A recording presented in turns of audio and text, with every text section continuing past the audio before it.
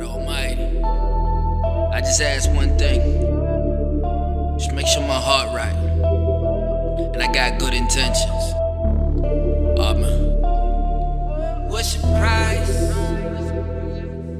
Can you name it? Is there anything you wouldn't do? Be rich and famous?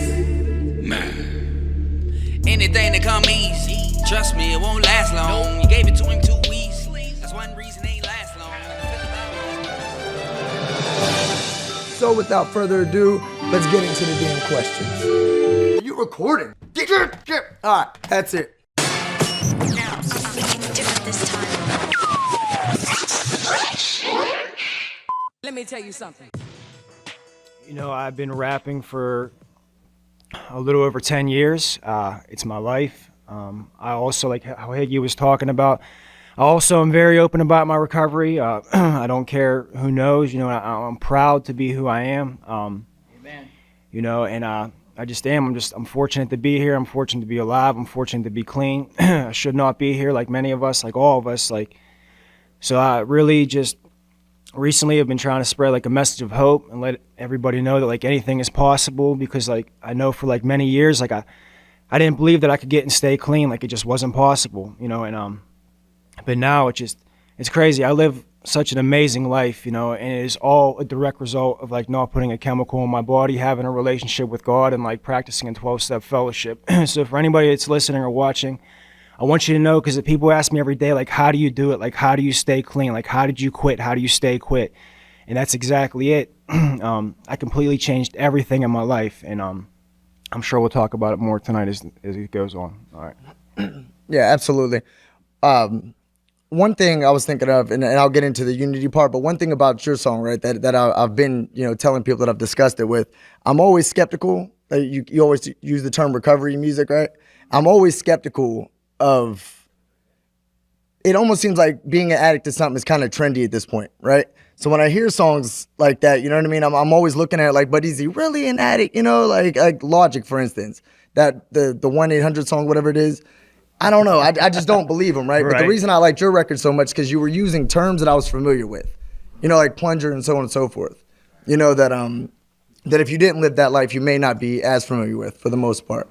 But yeah, I don't know. It's just a random thought right there that I've been thinking of. I wanted the opportunity to tell you that. Some people are trying to capitalize on the suffering of our people. You know, they'll do whatever it takes to you know, make themselves relevant. You know, and they're going about it all the wrong way. You know, there's people out there misrepresenting, you know, what recovery is about. You know, Yeah. and I have a clear defined definition in my head of what recovery is, and what the actions these people are displaying, the things they're posting on social media are absurd and negative, and that's not recovery. Yeah. Yeah, absolutely. And this is kind of irrelevant, but even like kind of what you guys were just talking about, I've always written this way. I mean, way before, like I've written about like drug addiction and recovery way before like any like mainstream artists. I mean, you can check YouTube, you can check like the upload dates. Like I'm talking about like 2008. This is what I was talking about, you know what I mean? So to like make a song, to have it finally catch on to so many people was an absolute blessing. Honestly. Yeah, it's absolutely fantastic. Fantastic. I can't talk. Yeah. Can't talk right now. I'm starstruck. I'm starstruck by all of you guys. So you always hear in recovery, you know, the term unity and so on and so forth, right?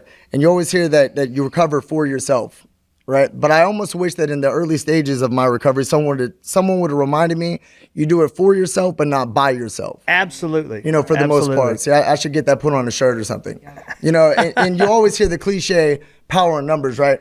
But it's never been more true than when you're in recovery, right?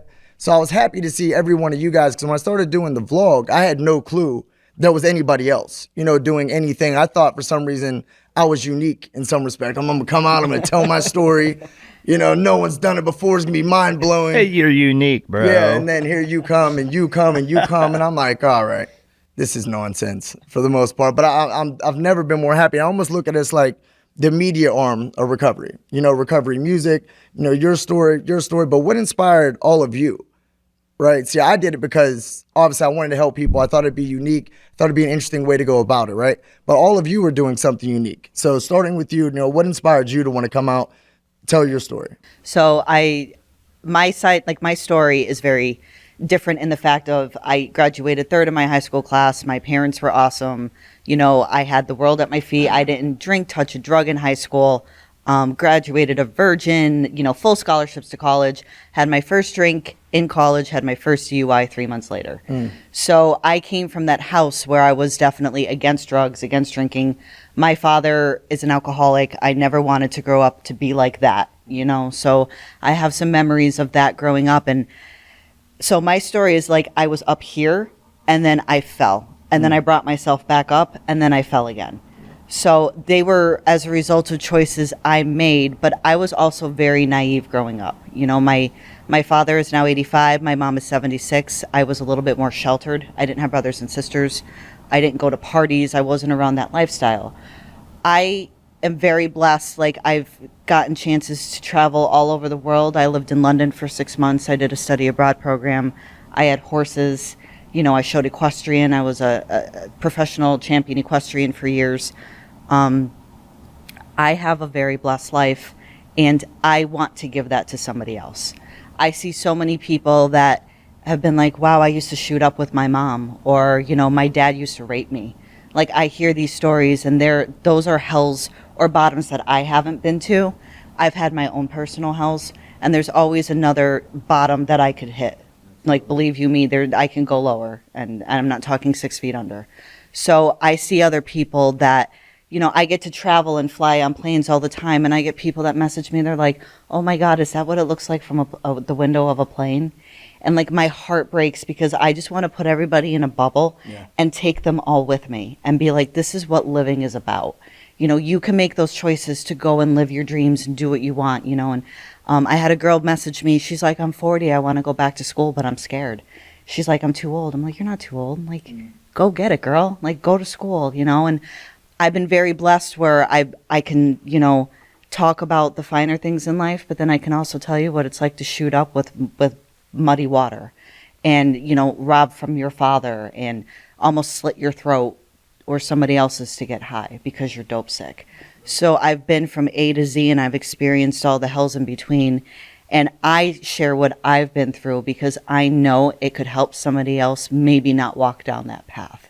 I don't believe I went through all that suffering just for me. And I don't think God left me alive to keep it for me. Some people don't want to share their story. Yeah. And I respect that. It's not for everybody. For me, I'm not ashamed of who I am because every choice has led me to this moment. And I'm damn proud of the woman I am today. And I'm not ashamed of that. So that's why I share. Amen to that. Absolutely. Do you think I have a future in riding equestrian? Or yeah, let's go. do you think I can do it? You could be a jockey. I'm going to race Higgy and Kalichi. I know nothing about horses, but I'm giving it a go. I grew up on a farm. I can show you a few things. Did you? Yeah. I grew up in a small town in Ohio called Hicksville, Ohio. My name is Robin Higginbotham, and that sounds like lyrics to a Johnny Cash song, What right? nationality is that? It's British. Is it really? Dr. Higginbotham.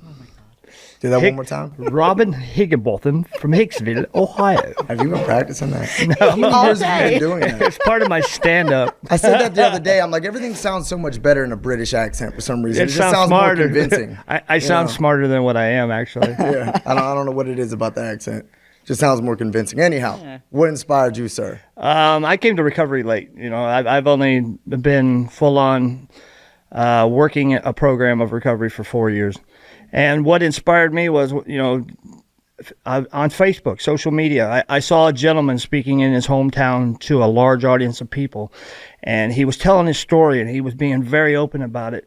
And, you know, during that time, he was talking about all the hardships he had created in his parents' life. And he brought his parents up and gave them acknowledgement, and it made me cry because that's what I wanted for myself. You know, he made me feel like it was okay to be me.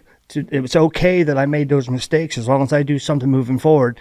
And that man's Tim Ryan. You know, I've been friends with Tim Ryan for like 6 months after that period. For 3.5 years, he's been an amazing mentor to me. He is a black and white guy. There's no gray area. This interview is not about Tim Ryan, but I want to give him a shout out because he's been an amazing role model for me and mentor. And I I just adapted that attitude that, you know, all that pain I went through had to be for something, you know. And I see people, all my friends are dying, you know what I mean? You know, I had an ex-girlfriend die, you know, about 6 months ago. People in my home area are being sent to prison, people that don't belong there, you know. And there's no hope in these smaller areas, and there's no hope in these larger areas. These towns are being run down, you know, the business is going away. Kids are bored. They're dying, and the drug dealers don't care what they're selling. They're trying to make money. They're trying to profit on our people's pain and suffering, you know, and addiction, and the you know, people that like they're prostituting themselves in every aspect of their life to get that one more high that could potentially kill them. You know, I can't sit idly by and not do anything when I found a way to live that's so much better. You know, I've stumbled a few times, and that's just the way my story is. But it doesn't have to be everybody's story. You know what I mean? You know, it's not any better out there at all. You know, if you're considering, you know, you thinking you want to get high, your life is miserable, you put that one more in you, and you'll quickly realize that it can get so much worse. So please keep fighting, keep doing what you got to do. Surround yourself with positive people like these guys, you know.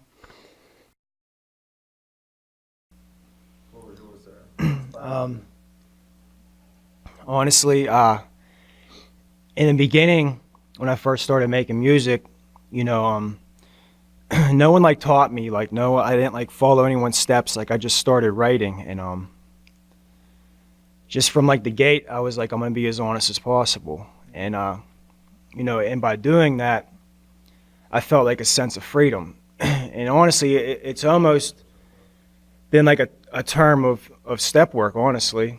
Everything I ever been through, and like I like almost like vowed to myself, like, no matter how it makes me look, you know, how embarrassed I might feel, or like I don't care what people say about me, gossip about me, like it's whatever, like I'm gonna do this for me because it's giving me like this sense of freedom that, like, you know, because I believe in like no secrets, and I believe in like transparency, and I believe that secrets kill us, and I believe that's what takes addicts back out. And so for myself, it was really imperative that I was just honest from the gate, you know. And by doing this, you know, like over the years, like, you know, people like in my city and everything would tell me that they would like my music, you know. But even like more recently, you know, it's expanded a lot further. And you know, the messages that I get, you know, on Facebook and YouTube and social media are very like personal to me, and like it's not like an ego thing, but like they really are like what drives me. And like they fill my spirit. They give me the dedication, the motivation, and the devotion to just keep going and just keep doing what I'm doing. You know, I would never divulge his name, but like even like right before I came in here, I was talking to someone from Dallas, Texas, and he basically like just broke down in tears, like on the phone while I was crying with him, and like said like, thank you for your music, you know. And I basically started crying, and like it's stuff like that that is priceless. It's stuff like that like nobody can take away from me. Like being a part of the process, being a part of like helping and saving somebody's life is something that nobody can take away from you. And I have, man, I found pleasure in that. I found like benevolence in that, and you know, and it just inspired me to just go so much more deeper with my story, even though like I pretty much have revealed everything that I've ever done in my entire life, regardless of how it made me look. But I just want to I want to be the inspiration in other people's lives. Like I want people to like, you know, say like, I got clean and stayed clean, you know, part of it was because of you and what you do. And you gave me the strength and courage, you know, I never talked about it before, but now I do. And like, I want to thank you. And it's stuff like that. It really gives me just the dedication to keep going. Yeah, absolutely. For sure. I love it. I love every answer. I want to thank you guys again for being here, by the way. Thanks for having us. So social media has its pros and cons for the most part, right? And so I've been thinking a lot lately as far as social media and recovery. You know, and I love the fact that it's able to connect everybody. We're here now basically because of it. And I see so much garbage on social media at all times. You know, how many times have you seen it? Yeah, you even have people using the emojis for weed and everything else, you know, for the most part, right? So to me, it's a tool on how you use it. And I can appreciate how we use it. And for me, I try to use it as a tool to show people that you could do something you didn't think you could before, right? So it was never in my mind, and I wonder if any of you guys relate, to do a vlog ever. It never crossed my mind whatsoever, right? And it wouldn't have if I didn't get clean, you know? So my whole mission is to show people, how do I want to word this? To show people you don't know what you don't know for the most part, right? You don't know what you're capable of, you know, you don't know what you're going to do in the future, you know? So I can appreciate that it connected everybody, but it does have its negatives. And it's something I wanted to talk to you about. You had an experience where people were being assholes for the most part, right? Yeah. So that would be the negative. All right. So can you talk about that a little bit? Yeah, I've had a couple. So when Chris introduced me, he did his international Maxim model. I've been in Maxim, I've been in Vogue. All of my modeling that I do, I use it for recovery awareness. Even my Maxim article is going to be about my recovery story. So every year in July, because July is a very important month to me for certain reasons, I do something to raise some type of awareness. So the first year I recreated an overdose scene that reached as far as Europe. It started people talking, and we had the makeup artist. I looked dead, that I had overdosed from heroin, and you know, my mom couldn't even look at the pictures. It was very graphic. Last year I got the idea to have my friend Ashley, who is amazing. She's a photographer, she's a body painter, paint me head to toe in black, and then in white, right? And the hate, shatter the stigma. This was right when the debate between choice or disease was really heating up last year. And I was literally painted head to toe. I was basically in a bikini, and I went and laid dead on Philadelphia's Center City Hall steps for about 2.5 hours. And I just laid there with lines, choice or disease, and, you know, how would you feel if this was your child who got started on doctor-prescribed painkillers? Because I did. And for those of you who don't know, 75% of heroin addicts get started off doctor-prescribed medication. So that was my debate. And my whole point of doing that was, whether you think it's a choice or a disease, it's still a human life. So where are we losing the empathy for human life? So I did that, and it made the front page of the Philadelphia Inquirer. They put together a short video for me. Within 24 hours, it got 30-some thousand views. The hate that came from people. It was that effing junkie, so now we're giving them national media attention. She probably painted herself like that to get high from the paint fumes. Because it was black, I was an NIGGER lover. Stuff that didn't even have to do with recovery. The hateful... So, and I'm like an idiot because I'm new to this. I'm reading all the comments. You know, I'm like, oh my God, like, how could somebody say that about me? Yeah. You know, like, you don't know me. So there was probably 400 comments within the 24 hours. And finally, Genevieve Glatsky, who's a reporter for the Philadelphia Inquirer, came to me, and she's like, you just can't read them. You know, uneducated people that sit behind a keyboard that don't know or don't want to know will be keyboard warriors to tear you down. Absolutely. What did I tell you? Right. And you Absolutely. were right. Yeah. You know, and social media is great because that reached CNN. I talked to a producer from CNN. Unfortunately, it just wasn't the right platform to use for them. But it got people talking. You know, I even told her, I said, you don't even have to use my name in the article. Like, I don't care if people know who I am. I just want the story to get out there. At the end of the day, it's a human life. You know, you should never wish death on another human being because that's somebody's daughter, that's a girlfriend, that's somebody. And you're saying, well, they chose to stick a needle in their arm, they deserve to die. So that was my whole point of that message last year.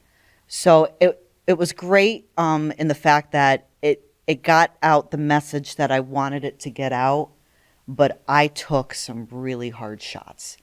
And thank God I was very spiritually fit. I use God as my higher power.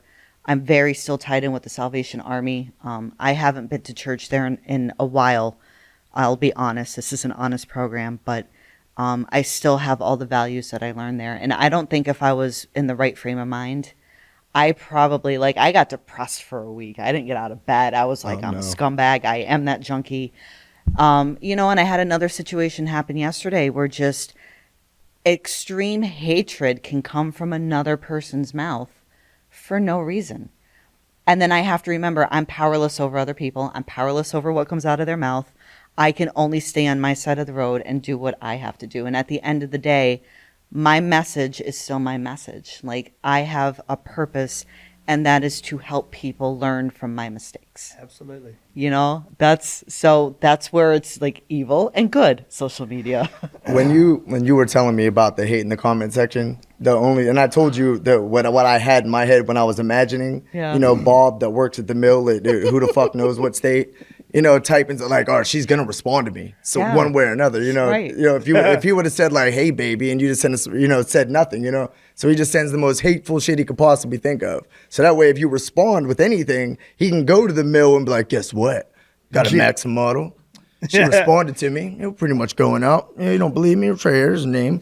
That's all I could picture. I think we're gonna hook up. Yeah, and that's what I told her. That's what I told her. I said, keep in mind, you know, like we've all had, and I love the comment section, the couch guys, and all that sort of shit. I have fun with them because I imagine it's like a 12-year-old kid somewhere. You know what I mean? Or some guy's just bored with life. He's probably drunk.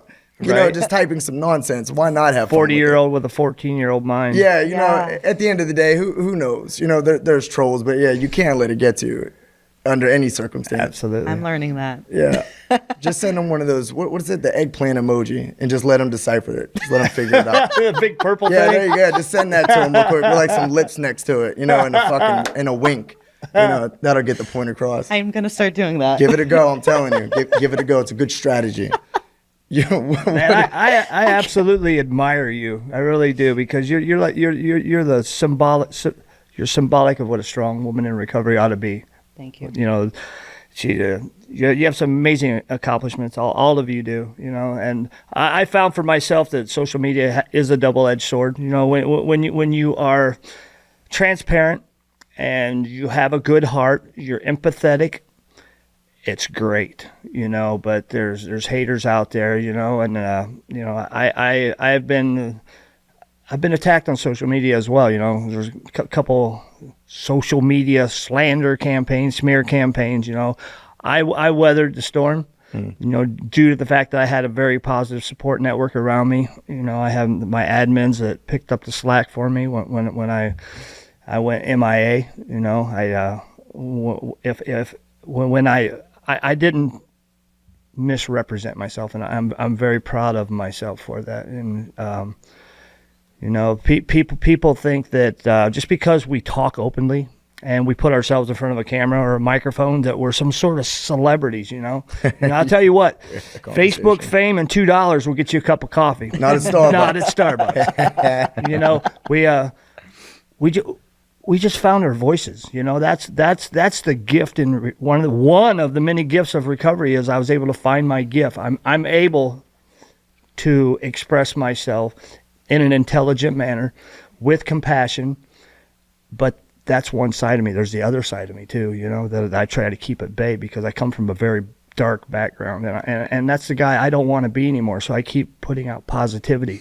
More people are attracted to positivity than anything else, you know. You know, I use social media to write. You know, I just share my thoughts. I post music. I love music. You know, I've been following Chaz for about a year or so. You know, I knew who he was, knew where he was from. I had a radio show on recoveryradio.fm, and I'm grateful for that experience. But recovery has so many blessings to offer, you know, and the fact that I can deal with the baggage of my past, you know, put away that guilt and shame, and nobody can touch me. You know, if I'm spiritually fit and I'm connected to God, I'm connected to all you guys. And that's my goal, is to bring everybody with me, bring them in close, and there's strength in numbers. You know, the redwood trees have a very shallow root system, right? They spread out thick and wide. They grow to be the tallest and the biggest trees in the forest. Not because the root system is so deep, it's because they intertwine with each other and they weather the storm and they shelter each other. That's what recovery is.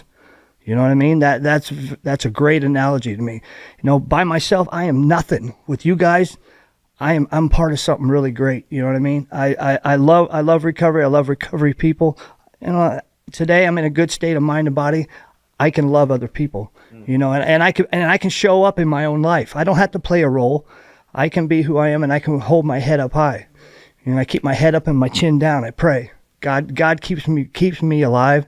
You know, keeps me connecting with people like you guys. So I'm upset. choose life, y'all. I'm upset after you just said what you said, because I've watched thousands of hours of National Geographic, and I didn't know that about fucking root system. Have any of you guys ever on Facebook, and this has nothing really to do with anything, but have you guys ever been on Facebook? You know how it pops up and says, like, you know, on this day last year you posted this? Yeah. Have you guys ever read that, like when you were in your addiction? Right. I'm currently doing that now because I'm about to hit a year. And I'll be reading it and I'm like, what was I talking about? like I can't even come up with the context, you know, like what was I doing at the time? You know, God knows what I was high on. You know, that seems to happen on a daily basis at this point. Nothing clicking up there at all. Yeah. Nothing. No, Yeah, nothing's I'm like, firing. yeah, there's no commas, not a period. Like, I don't know. Big run-on sentence. Yeah, exactly. Like, I don't With know an where it eggplant. begins and ends. And kissy lips. Yeah. And the wink, you can't forget the wink. You gotta throw that in there like, yeah. The floor is yours, sir. Pros and cons of social media and recovery. Oh, I don't. I mean, the pros are, I mean, just to be able to get your voice out there, you know, and even like how people were talking about comments. Like I remember, like back in the day, I would like read a bad comment on like one of my videos or something, and like it would just like absolutely crush me. Destroy you. But I don't know. Just as like I mature and I got older and I just been doing this a lot longer, I just really don't like care. Like people, you know, a lot of it is based out of ignorance, you know, and the people that do like bash addicts, like I don't know, like there's like two types. There's like the two that like talk reckless, just to probably talk reckless, and you know, and then and I also don't know what that person could have lived with the using addict for like 15 years and they did nothing but like drag that person through hell and basically just tortured them and just did all that. So like from there on out, they just have like, you know, they take addiction as a whole and they just hate on everything about it, you know. So, but I don't know, like as far as like people like saying things like bad about like my music and stuff like that, and like what I'm about, like I really just don't pay attention to it. And I believe that I touch a lot more people in a positive way than I do a negative. And as long as they're directing like their hatred like towards me and like not like addicts as a whole, like it doesn't bother me. Because what's the point of me like even getting angry? Like you know, I'll like read a YouTube comment or something and it will just like be so hateful. I mean, like so hateful, and like there's nothing I can do about it. It's a YouTube page. It doesn't even have a profile picture, and it's like they don't even have any videos on their page, and it's like you can't even message them, and it's just like nothing I can do about it. It's completely out of my hands. And I believe that I think a lot of people are uneducated on this, and I believe that like it really is. It's full with a lot of ignorance, and it's full with like a lot of hate for like no reason, just like hate, you know. And I'll see some of the videos that people will make about like addicts and just, I mean, all of that. And it just, I really don't try and pay attention to, because if like they catch me on a bad night, then like it really puts me in a bad mood. Yeah. You know? I have fun with those guys. I have a great time. Like the couch guys that got on there, I started playing with them back. One guy got on and asked me how many, I think it was like Vike 5s, do you have to take to overdose?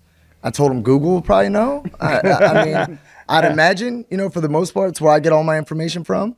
And eventually one of the guys wrote, all right, dude, you're cool. And they all went and liked it, you know. I entertain them and I go back and forth with them for a reason. You know, either they're just a troll and they're just trying to screw around with me, right? You know, but they're still human beings, you know. So maybe in the midst of the banter, I could say something, you know, that might resonate with them. You know, whether they may not be the addict, but someone they know might be, or whatever, you know. Because, I mean, if you look at the description box, it's pretty clear what I'm on there talking about. You know, so I have no idea if someone's just on there, you know, nervously, you know, going back and forth. Maybe he needs help and just doesn't want to admit it, you know, for the most part. But I don't know. I have a great time with them. Whatever. That's just me. Whatever. All right. So, Alexis, international superstar, what words of encouragement would you give somebody right this second that is in active addiction but entertaining the idea of sobriety? So the first time I got sober, I did it for the courts. I did it for probation. I did it for everybody else but me. And I lived that lie. I would walk in, you know, how are you? I'm fine. Everything's great. You know, life is fantastic.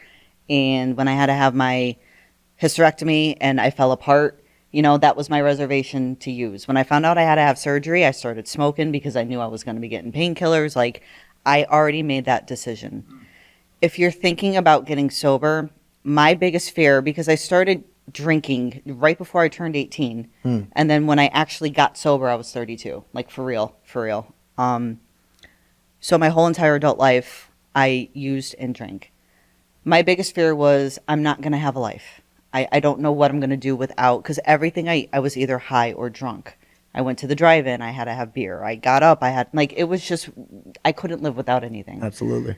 So if you're entertaining the idea, and I have focused and shifted a lot of what I do to teens and younger, like preventative treatment. Nice. To try and help this before it starts. And I know a lot of younger people are like, well, my life's going to be boring. Everybody smokes, everybody drinks, everybody gets high, everybody smokes weed. Yeah. Right. Yeah. What is my life going to be? Well, I'm 3 years sober and I travel the country. I'm approaching 3 years sober, God willing. I get to travel the country. You know, I just shot Maxim magazine. I'm writing my autobiography. I can pick up today and go and do anything I want as long as I stay sober. The only thing I can't do is drink or get high. That's Bingo. the only two things I can't do in this world. So if somebody is using and they're afraid, I can tell you that it's not going to be easy and it's going to fucking suck. And it's going to be really difficult. And you're going to want to go back and you're going to want to scream and cry and curse everything. But it's worth it. Because what comes with sobriety and recovery and what's on the other side of that hell, I would not slap my God in the face today for anything and give it back. You know, I am so grateful. And I want to show people that you can have a life.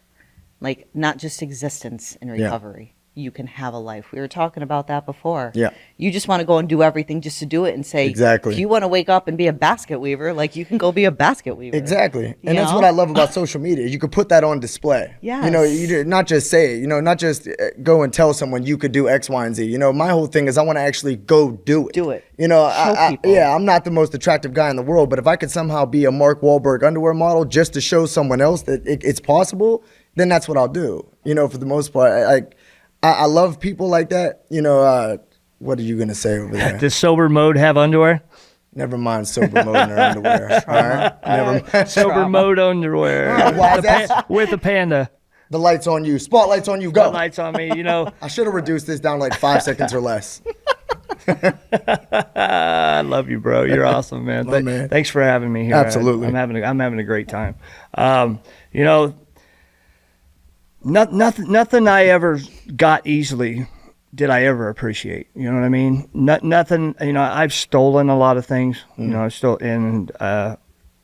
nothing I ever stole was I ever able to hang on to. Anything that I ever acquired that came easily did I ever appreciate. You know, recovery is very, very difficult. It's very hard. But I've come to the realization that, you know, what gave me the most comfort now causes me the most pain. And I don't want to feel that way anymore. You know, drugs open a doorway in my soul that allows all this evilness to come in. You know, I'm embodied with evilness. My eyes, the color of my eyes change. You can look at some of my using pictures when I'm just a tortured soul. My eyes are brown. My eyes are bluish green, you know, naturally. You know, I'm filled with life, you know. I couldn't leave my block. I couldn't leave my house. I couldn't go to work. I had to have drugs to wake up, drugs to go to sleep, or till I passed out. You know, I was chained to that substance and that high. You know, and it was my solution for a very long time. I had a chemical problem, and I just got to the point where, you know, there's got to be something more. You know, I was sitting in my bathroom with all the doors locked, the windows down, locked, in my bathroom with the door locked, a crack pipe over here. I got a syringe with heroin in it with a bent needle and dull, and I'm sitting there jabbing myself, trying to get high, and I could not get high. And I realized that I would die before I ever, you know, found comfort in that again. I could never, ever escape that internal pain no matter what I did. I was going to die. And, you know, there's people out there that feel like that right now. You know, there is a better way. You know, the solution is in the fellowship rooms for me. You know, connect to a higher power. I go to church. You know, I surround myself with spiritual people. You know, whatever that looks like. You know, I don't judge you for your God. You know, I don't judge you for nothing. You know, your past different than mine. We all come from different paths. We're all here together, working towards a solution to this problem, you know, and it's a spiritual problem. I had this, you know, it sounds so cliche, but I had a God-sized hole in me that I couldn't fill with anything, you know, material things, you know, ego, property, money. I could never have enough of anything, you know, and now I'm satisfied living with the bare minimum, you know what I mean?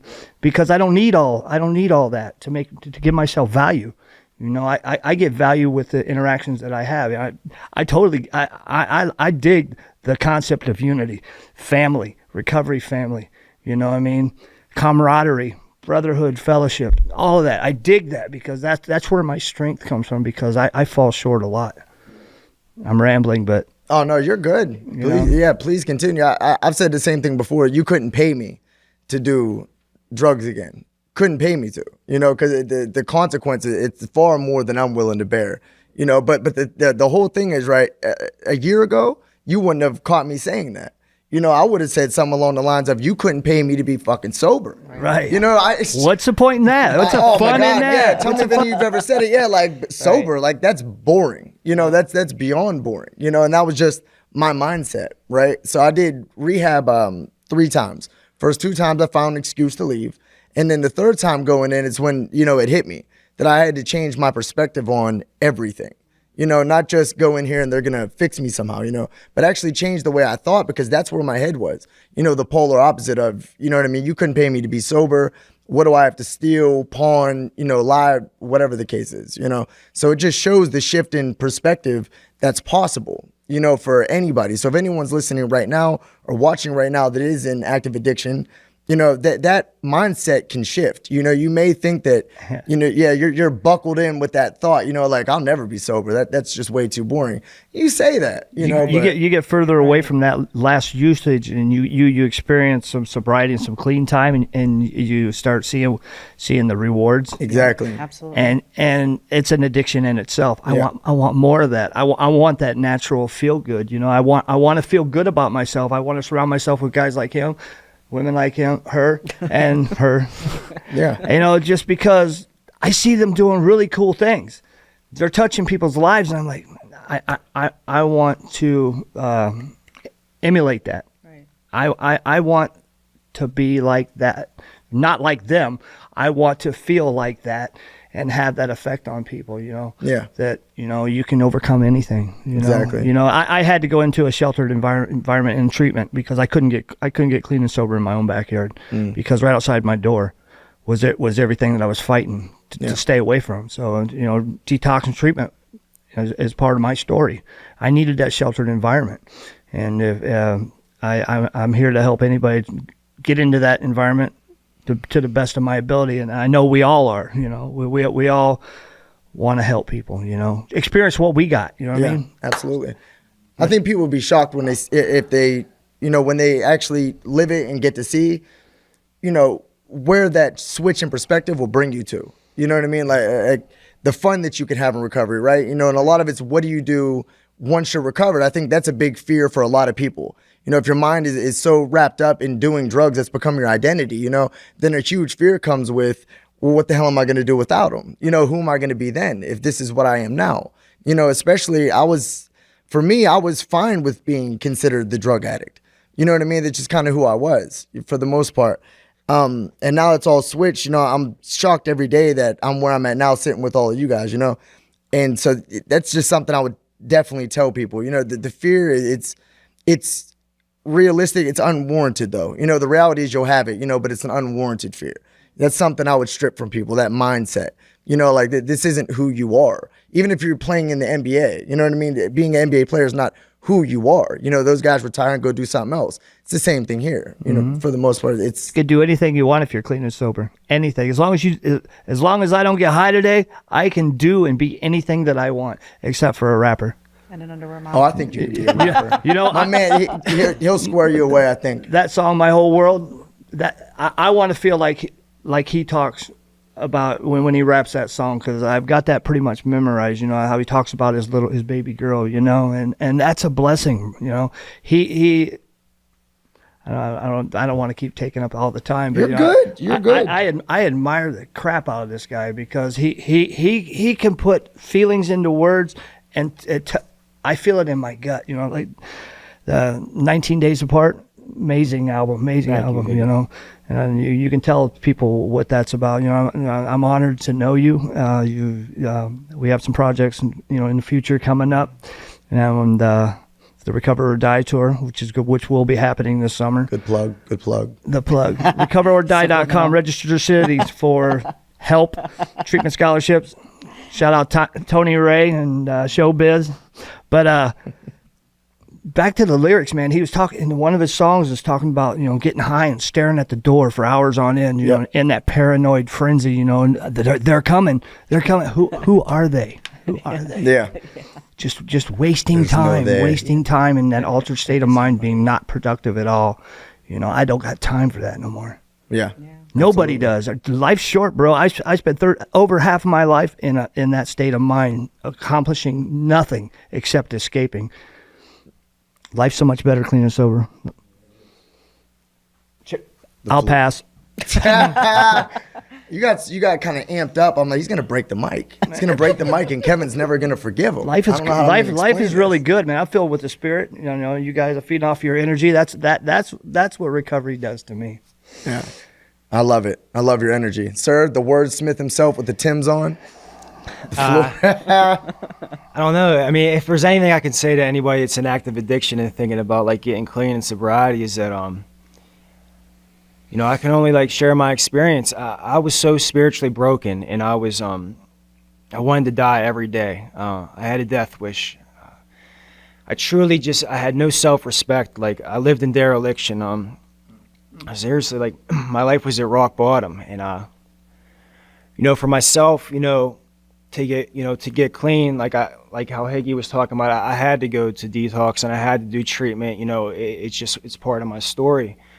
You know, but really, like, that was like just the beginning. I mean, like, we know, like, that's not recovery. That just gets my mind clear. That just gets me off the drugs. That just, you know, gives me enough like clarity to like start making healthy decisions. You know, for myself, you know, in the beginning, you know, up until this moment, it really is like my involvement, you know, in a 12-step fellowship. And I say this for anybody that's listening, anybody that's watching, you know, whatever fellowship that you choose, you know, whatever you feel comfortable in, like, you have to like become completely like heavily involved, and like you have to jump in the I had to jump in the middle, because like you were talking about, like, all this time, like, it really is like idle time is the devil's playground. And I did have to change everything, every single person, place, or thing.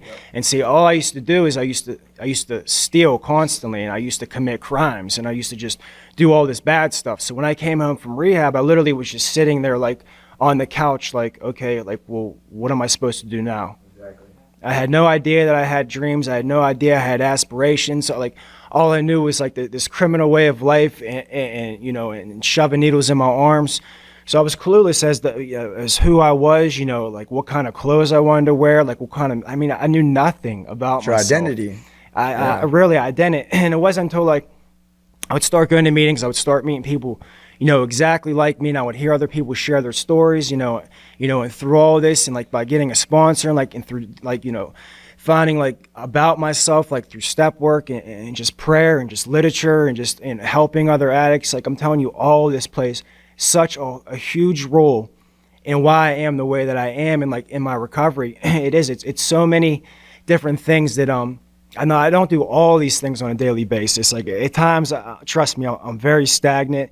At times I ain't doing shit for my recovery other than like praying and going to meetings. But these are all the things that I do, you know, that make me the person I am, and that have got me through. Because people tell me, like, well, what do you do in them weak times? Like, when you get obsessed and like you want to use, and it's just like, it's simple. Like, I share honesty with other addicts. I pray, and I go to meetings, you know, and it is, man, like, it sounds like so like complicated, and like, it sounds like, like even like lame, but I'm telling you, like, this is like what works. And like, And people would tell me like, well, you know, that's not for me. Like, I can't do that. And I say the same thing to everybody. Like, no matter how lame, like dumb, stupid you think it is, like just keep going until something clicks. Cause like, I promise you that something will click and you will live a life that is far beyond anything that you could possibly ever imagine or dream of. I'm telling you, like, I could not get a day clean. I could not do it. And I'm very fortunate to be where I'm at, and it's just because I love myself just a little bit like more each day that goes by, that I just don't stick a chemical in my body. Amen. Nice. Yeah, I used to use to try to forget the past, you know, constantly. And what I mean by, you know, switching mindset, switching perspective, now I have no interest in forgetting the past. I have no interest in forgetting last year. None whatsoever. You know, there's times that I'll actually focus on, you know, shit that I've done in the past, because it gives me a clear vision of who I'm never going to be again, you know, where I'm never going to go again for the most part. Use it. You know, that's what I would tell people. Use it. For anybody that uses for that reason. You know, you hear all the time something traumatic happened in your past, this and that. Veterans a lot, you know, PTSD, you know, incidents, traumatized from, you know, whatever experience you went through.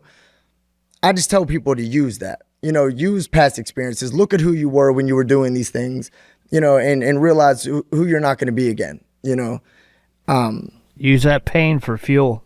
Exactly. It serves a purpose. Yep. Everything serves a purpose. You know, even if you subscribe to everything happens for a reason, you know, none more true than in recovery, right? Everything's happened in the past. Everything you've done. You know, you can sit there like I used to do and sulk and look at things and shoulda, coulda, wouldas. Exactly. Will kill you at the end of the day. And they're so damn pointless. You know, I like regret and everything else I just think are pointless emotions. Learn from it and move on. You know, that's all you can do. Yep. You know, I used to be filled with a lot of shoulda, coulda, wouldas, and I just combat that every day in my head with, I know better now. Yeah. I know better. I can't go back. You know, I use my past experiences to help other people, and it's about being, you know, open and honest, and it's healing for me. I find closure in that, and shutting that door to those those hurtful memories. They're there. Yeah. They're easily accessible for me. Yeah. You know, because I battle this voice in my head that tells me I'm not good enough. You know, I will never amount to anything. I'm 53 years old, and I will never be nothing more than what I am today. Mm-hmm. And I don't buy into that anymore. You know, I challenge that thought today and say, watch me. Absolutely. We fall, we rise, we believe. Where are you getting all these slogans from? That's her slogan. That's your slogan? That's her T-shirt line. It seems like you hit me with like 9 slogans in like the past hour. I can't remember all these. Hey, I'm a quotes kind of guy. He's the rapper. You got all the damn slogans. Good, nice. You guys work in unison. What would you say to people dealing with regret, Alexis? Oh, regret. That's a good one. This will be the last one, I promise. So I still struggle with that a little bit. Regret. So I've had some pretty dark incidents in my life. I was facing a lot of time in state prison if some things had gone through. And when you're sitting there and you're getting prepared to go away for a really, really, really long time and you don't know your future, and then all of a sudden they take you out and, you know, they're like, you're going to the Salvation Army rehab program tomorrow. And you have this whole feeling of being overwhelmed with gratitude. Regret kind of starts to go out the door a little bit because it gets replaced with gratitude. And I'm going back 2.5 years ago. I don't regret the choices I've made. I regret the impact it had on other people. And I'm going to try and make this make sense a little bit. Like the suffering my parents went through, you know, like my father found me dead on the floor in 2010, my 80-year-old father. You know, having him do that. He found me overdosed on the kitchen floor. My mother rushed me to the hospital a gazillion times. You know, my father had to come visit me in prison every week. Those things I regret because it was detrimental to them. And that was selfish of me. You know, I was in my active addiction. I didn't give a shit about myself. Yep. I didn't care about my parents. You know, I'm gonna keep it 100. I didn't give a shit about anybody else except my next high. I regret those feelings to a point because I know that's not who I am. Regret will take people out. just like reservations or guilt and shame. Yep. But I can't sit here and give you a full how to get over it because I still deal with a lot of regret. I hurt a lot of people in my addiction. My ex-boyfriend actually just passed away last week from an overdose, and he was a big part of my story. We were together for 3 years, and we lived together, and we had first use together. And that was, I regret the day that, the 4 of us used heroin for the first time. There was 4 of us that were together, and 2 of us are gone, and there's 2 of us left. And I regret that day. So I can't tell you I've healed for that because I'd be lying, and I regret that I made it out, but he didn't. But these are things that I can't control. Yeah. I can just keep spreading my message of hope and keep doing what I'm doing to try and help. There you go. But as far as regret, man, I give it to God. I hit my knees and I say, please take this because this is something I'm struggling with. And there's days he doesn't. He's like, no, you're going to feel this one today, Lex. You're strong enough to get through it, but you need to feel. And I'm grateful for the feelings I have because I believe God gave us a full range of spectrum of feelings. And I'm not numb today where I don't feel them. Yeah. But regret is something I still struggle with. I'm coming up on almost 3 years, and it doesn't get easier at times. You're the perfect example of not letting it slow you down and paralyze you, though. No. Using it as a motivation to connect with somebody else that's also dealing with it. Right. Is obviously the attribute of a strong person, Thank you. And that's absolutely fantastic, and it's, there's no better way to say it. I applaud you for that, and it gives hope and motivation to everybody else that's watching this and listening to it. You just motivated the shit out of me. So I might make a post about it after this. I don't know. So, but I'm just excited. Number 1, to be meeting you now, and number 2, just to sit here and hear that. That's brilliant. I appreciate it for sure. You over there, sir? He's like, I don't know. I dealt with regret just I don't know, just really trying to get acceptance with things in my life. I mean, honestly, like I can't change the past, and I don't know, just sharing about it honestly with other people, and it really depends a lot too on how spiritually conditioned I am at that moment. I could be having a bad day or something. I could maybe cling on to a regret that I had some type of acceptance with, but at that moment I don't, and I can let it bury me. But it really does just come down to am I gonna let my past haunt me? Am I gonna let it tarnish my future? Am I gonna let it play a part of who I'm trying to be, But a lot of times, most times I really have a lot of acceptance with everything that I've done, and everything that has happened to me. And how you were talking earlier, I am one of them people that believe everything happened in my life for a reason. So that alone gives me the solace to let me know a little bit of comfortability with my own regrets. Yeah, absolutely. I love his grasp on the English language. His vernacular impresses me. Solace. I love that. And you gotta be good with words. Benevolence, man. I was thinking about that before. Benevolence. And I heard it in one of his lyrics, and I'm like, that's such a beautiful word. I don't know what it means, but I want to feel like that. This guy is gifted. He's gifted, and I've heard him share. And in a room full of young people, and they're all nodding their head because getting gut-wrenchingly honest is freeing. Sharing my pain touches other people because we are more alike than we're different. It doesn't matter what substance we used or abused. The feelings we felt, how we feel about ourselves in our addiction are exactly the same. Feelings of worthlessness. The self-loathing and the absolute disgust for who we are, I don't ever want to feel like that again. There's days I don't like myself, there's days when I just don't want to. It's the 5 minute, the 5 minute. I was like, what's he doing? He's always doing something. What's he doing? He's over moving, If I was tweaking, I'd be going, And the fact of the matter is, I was, for the longest part of my life, I wasn't invited to go anywhere because I wasn't included in things because they never knew who was going to show up. People know who Higgy is today. Who's going to show up. Beware that guy with his camera over there. He's going to hug you, but watch out for that guy. And I like being that guy. Because I don't like the flip side of Higgy. I'm a terrorist. I run rampant through people's lives, and I'm a thief as well. And the greatest gift that I have today, and the only person that I really find, that I want to know who I truly am and why I do what I do is my son. And I was an absentee father for the longest time. I was a deadbeat dad, and I have a relationship with my son today. And there's nothing that's so far gone that it can't be repaired. And we let people read the wrong, the wrong impression of us for too long.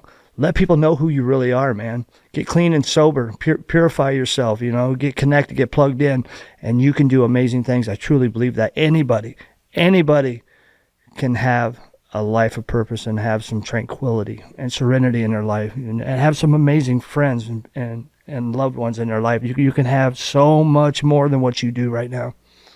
Letting people know who you are is the perfect segue into the next part. First off, I want to thank all of you, for coming tonight.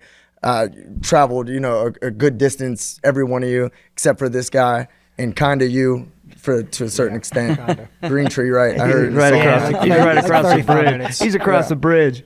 Fair enough. I appreciate every one of you. So 10 seconds or less. Where can people find you, Alexis? They could find me. I have a new website out, www.fallrisebelieve.com.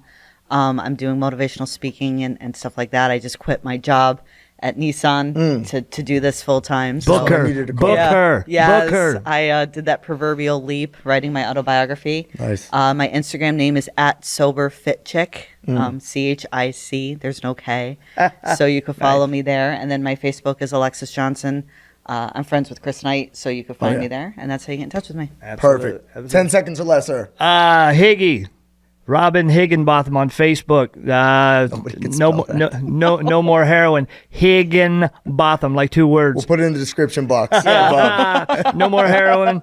NoMoreHeroin.org. You can find me all over social media. You can find me on Chris Knight's page. You can find me stalking Kalichi's page and Alexis's pages as well, man. I'm around. Hit me up. I'll help. I'll try to help anyone. Fantastic. 10 seconds or less. Currently working on my website, kalichimusic.com. But for now, my Twitter, Instagram, YouTube, and Facebook is all Kalichi. That's COLICCHIE. And honestly, from the bottom of my heart, anybody that follows me, I appreciate them so much. Like, you have no idea how much it means to me. It means the world to me. Keep sending me messages, and I appreciate everyone. Absolutely. 10 seconds for less for me, right? Oh, Yes. well, I gotta plug my stuff. Hold on. Facebook.com/TheAverageAddict, Instagram.com/TheAverageAddict, and the socialvoiceproject.org. Once again, thank every one of you guys for coming. And with that said, honored. Thank you. we're past 5 minutes here. This guy doesn't stop. We're out.